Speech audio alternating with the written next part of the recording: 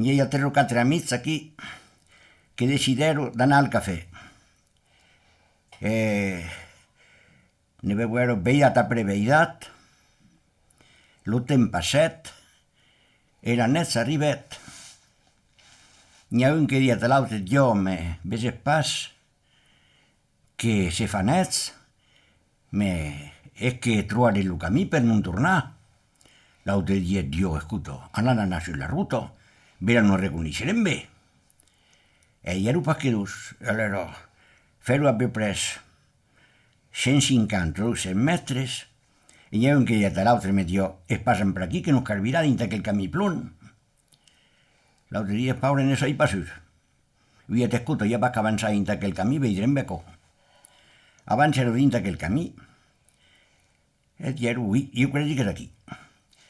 E allora arribaro a un hostal que s'apelava lo mas del riu, que hi és encara aquell hostal, que fa demolit.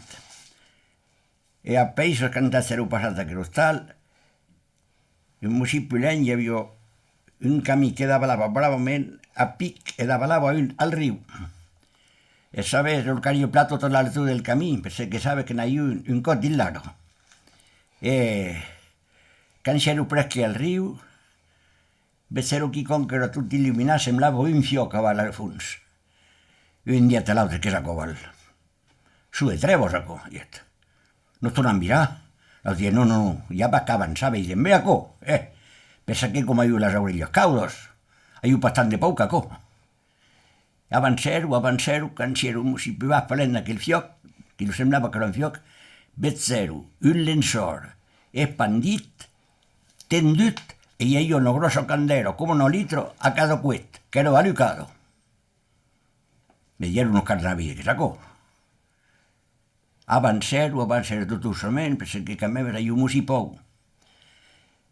Paure fa cancero al costat d'aquells canderos.